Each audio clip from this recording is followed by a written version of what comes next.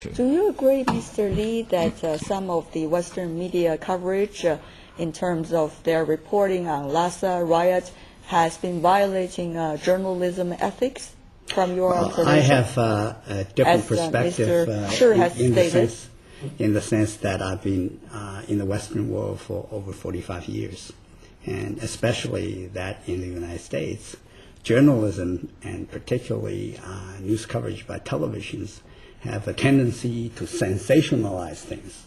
And this incident in Tibet is a very good topic for them to sensationalize because we in the Western world are used to the news coverage to use sex and violence as the two most successful and powerful ingredients in reporting news. And this time I see no difference that they use the Tibet incident as a violent situation. So I'm not surprised the way they report it. The surprise I have is how strongly the Chinese side, particularly the Chinese netizens, reacted to that sensationalism. Then the question is, why do you think how strong, they are reacting to these coverages from the some Western media, I should say?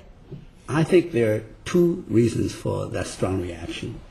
Number one is that Chinese pride says we cannot allow the Western media to over-exaggerate what's happening there. And the other reason is because Internet, being the fourth media after newspapers and radios and television, is the only media which is interactive. So when one speaks, a lot of other people saw it, they react to it. So that, in a way, self-reinforce the demand or the interest to participate in that reaction. Another reason is that I think Chinese young generation, mostly Chinese netizens, had a kind of belief in the mythology of Western media because they tend to believe the neutrality, objectivity of Western media. And when they surf on internet, they would go to New York Times rather than People's Daily. But this time they found that this is totally kind of disillusioned. They're totally disappointed by this kind of fake reporting held by some Western media. So they have a kind of strong nationalistic reaction toward this kind of reporting, such as anti-CNN.com would be a very obvious example. Actually, that .com was initiated by a graduate from Tsinghua University, and I believe that he actually has a habit of reading New York Times and CNN online, but this time he was totally disillusioned. It's very interesting that both of you mentioned something called anti-CNN.com. We're not here to do any promotion for it, but it's an interesting phenomenon that after the incident in Lhasa and the Western media coverage, this website, which is expressing resentment to some of the Western media coverage, is getting really high clicks, number of clicks. But how would you interpret such a phenomenon? Is the opinions expressed on anti-CNN.com can represent the opinions of the general Chinese public? This emergence of such website is evidence of Chinese increasing freedom of expression.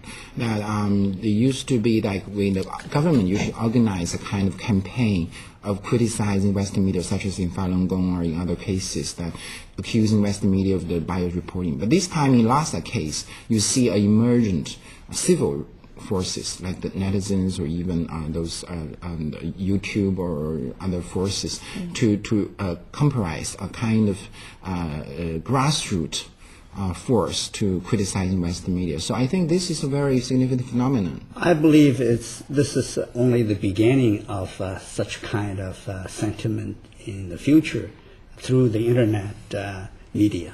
And this time is mostly the younger people, the intellects, and the educated people. And I think similar things will happen more in the future because China will already emerged as the largest internet users in the world, according to the United Nations statistics.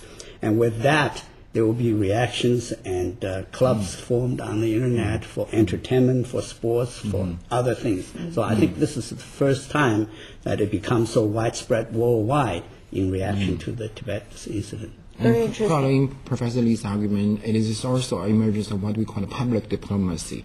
It used to be that... Is it part of diplomacy? Yeah, I mean, this is definitely a way that expressing a kind of idea to the Western world. Actually, the spokesperson of China's foreign ministry was being asked during a recent press conference whether this website was supported by the foreign ministry or the Chinese government. Of course, he dismissed that. Yeah. But it's interesting that you're using the word public diplomacy here, which is a job usually done or associated with the government department. Public diplomacy actually is a job associated with grassroots force or with the more civilian or NGO forces. So it is a kind of very good complementary to the government diplomacy. So I think this is a kind of evidence that how the public diplomacy is already kind of embedded in Chinese young generation. Because in tradition, usually the diplomacy was the government job, and the ordinary people or the grassroots forces have no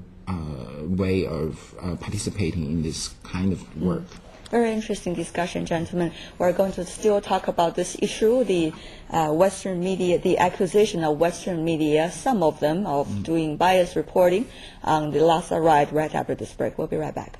Welcome back to Dialogue, and welcome back as well. Gentlemen, just now we've been talking about an interesting phenomenon in China, the popularity, increasing popularity of something called anti-CNN.com. Is it fair, first of all, that CNN is being singled out in this whole thing?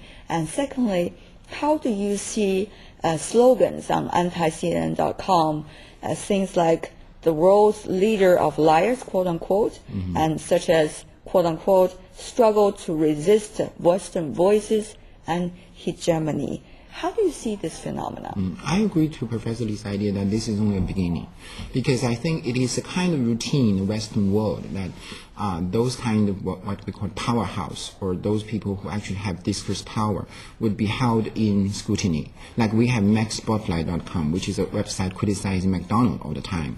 So I think Chinese netizens from this Lhasa incident actually started a kind of way of scrutinizing Western media. But I hope in the future they can base all their criticism on fact, but not just on sentiment. I certainly agree with that, but on top of that, you asked the question whether it is fair for anti-CNN.com to single out CNN.